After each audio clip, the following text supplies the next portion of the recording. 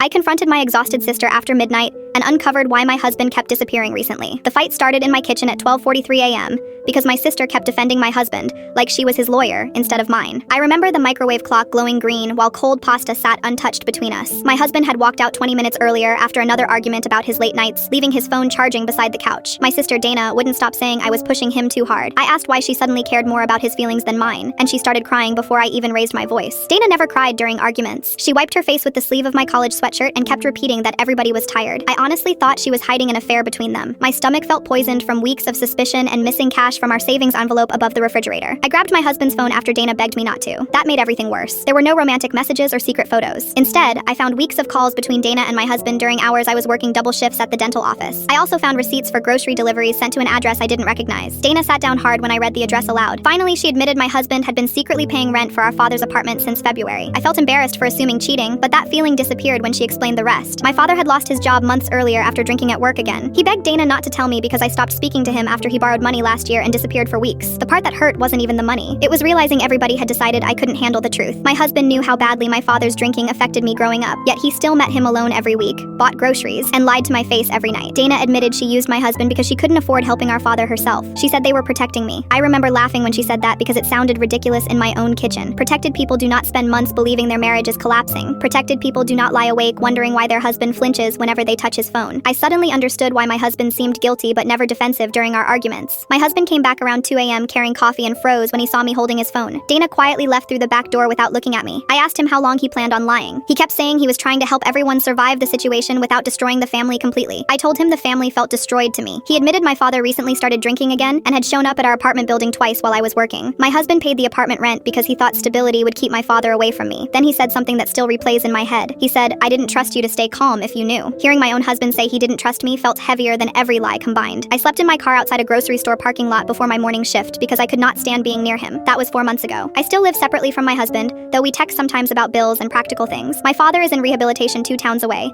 and Dana visits him every weekend without asking me anymore. I finally admitted I wasn't only angry about the secrets. I was ashamed that everybody around me believed I would explode instead of cope. Maybe they were partly right. I still feel sick remembering how quickly I accused Dana of sleeping with my husband. Last week, my husband dropped off some winter clothes I forgot at the apartment. He stood awkwardly near my doorway, rubbing his wedding ring with his thumb when nervous. Neither of us mentioned counseling or reconciliation. He just asked whether I was eating properly during long shifts. After he left, I locked the door and cried harder than I expected.